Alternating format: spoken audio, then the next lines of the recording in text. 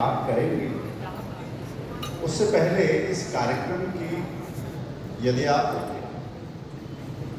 विषय वस्तु को समझने के लिए उसके शीर्षक को देखेंगे तो ये सुशासन संवाद है। और सुशासन संवाद क्या, आप कह सकते हैं कि गुड गवर्नेंस कॉन्फ्लुएंस इसको। भारत की अवधारणा, शासन को लेकर भारतीय अवधारणा और गवर्नमेंट को लेकर, गवर्नेंस को लेकर पश्चिम की अवधारणा, इस अंतर को समझेंगे तो आज के इस दिन का हम सबका मिलना, उन कसौटियों पर हम जो बात करेंगे, उड़ीसा के चित्र की जो बात करेंगे, मुझे लगता है उसके आयामों में हम थोड़ा गहराई से उतरना। स्थिति क्या है, क्या उसका परावर्तन, उसका रिफ्लेक्शन उस गवर्नेंस में, उस शासन में दिखाई देता है। तो आज इन सब विषयों की हम चर्चा करेंगे। 5 दिन की जो यात्रा है उसकी भी चर्चा करेंगे और आपको जानकर अच्छा लगेगा कि उड़ीसा में पहली बार पांचजन्य आया था कि देर से सही जा रहे हैं, मगर कुछ अच्छे नंबर्स, अच्छे प्रतिशत, एक बड़ा आकार लेकर उत्कल में हम साधन है, कौन सी संभावना है, कहाँ पर काम करने की गुंजाइश है, एक स्वॉट एनालिसिस के बाद जो चीज। धन्यवाद। मैं आनंद जी से आग्रह करूँगा कि आगे की कार्यवाही। विकास है, ये एक समग्र विकास है, अंतिम व्यक्ति तक पहुंचने की कोशिश है या उसके सामने कुछ चुनौती है, आधार क्या है और शासन का आह्वान क्या है, और यही है अगला विषय। अगले जो वक्ता हैं वो एक प्रखर विचारक, एक वरिष्ठ प्रचारक, राष्ट्रीय स्वयं सेवक संघ के तो हैं ही, लेकिन देश विदेश और खासकर विदेश नीति और जिस हिसाब से चीजें जीवन प्राणवान जैसे लोकप्रिय विचारोत्तेजक पुस्तकों के लेखक श्री कारिटकर ने 1990 से जीवन समाज कार्य को समर्पित किया। भगवत गीता के सफल अभ्यासक मुकुल कारिटकर विवेकानंद केंद्र कन्याकुमारी से लेकर भारतीय शिक्षण मंडल और विकास की बात करते हैं और उस विकास की संचालक महोदय अनुराग जी ने कहा कि भारत सांस्कृतिक विकास के लिए जाना जाता है, योग के लिए, अध्यात्म के लिए जाना जाता है।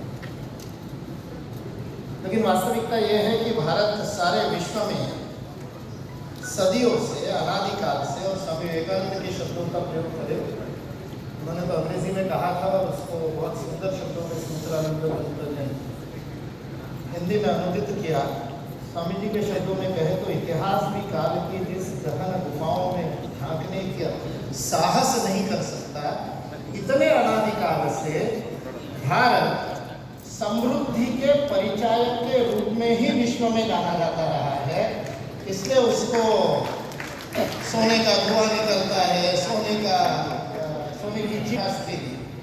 फिर टाइम्स मैगजीन में ही लेख था और उसने कहा विश्व के ज्ञात इतिहास में सर्वाधिक वर्ष तक विश्व का सर्वाधिक श्रीमंत, सर्वाधिक संपन्न कोई देश होगा तो वो भारत रहा है। पॉल बेरोचिन 1998 में लेख छपा, उस समय वायु की सर्वांगीण दृष्टि, भारत की दृष्टि समग्र दृष्टि, भारत की दृष्टि एकात्म दृष्टि, भारत की विकास की दृष्टि, भारत की उत्कर्ष की दृष्टि, भारत की और समृद्धि की दृष्टि, यह इंटीग्रेट, यह होलिस्टिक है, यह मल्टीफैसेटेड है, एकांगी नहीं है, प्रतिस्पर्धात्मक नहीं है, दूसरे के शोषण पर आधारित नहीं है। क्योंकि हम साइंटिफिसिज्म के नाम पर सर्वाइवल ऑफ द फिटेस्ट और स्ट्रगल फॉर एग्जिस्टेंस के सिद्धांत को नहीं मानते।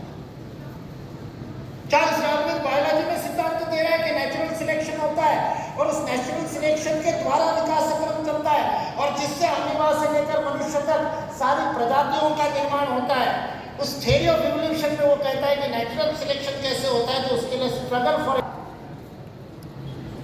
जितना मैंने कंट्रीब्यूट किया। इसे भारत में जीडीपी में ग्रॉस डोमेस्टिक प्रोडक्शन की बात नहीं होती, हमारे प्रधानमंत्री जी ने जीडीपी की बात की, ग्रॉस एम्पावरमेंट की बात। लेकिन भारत में सदियों से ऋषियों ने किस आधार पर परिमाण दिया, कौन उन्नत है, कौन विकसित है। आज इस सभा में कुमार जी के होने का क्या कारण है? डिग्री मेरी तो कम से कम आप लोगों से कम है, सामाजिक या कॉन्स्टिट्यूशनल कोई पोस्ट नहीं। आज यदि प्रथम सत्र में हमको और कोई हमारा, मेरी तो कम से कम और कोई योग्यता नहीं, वो तो बड़े विद्वान है, बहुत सारी पुस्तकें भी लिखी है, लेकिन मेरी तो वास्तविकता में संघ का स्वयं सेवक और वो भी 24 घंटा समर्पित करने वाला प्रचारक, इसके अलावा मेरा कोई परिचय। देश के ऋषियों ने सदियों से पूरे समाज को आर्थिक, सामाजिक, आध्यात्मिक कपालभाति ही कराई है। Concentrate on acceleration, do not think about inhalation. छोड़ने का विचार करो, ग्रहण करने पर विचार मत करो। स्वार्थ ही देशत्व। 20 में केसरी में ले आक्रामक हिंदू सबको पढ़नी चाहिए, छोटी सी पुस्तिका है।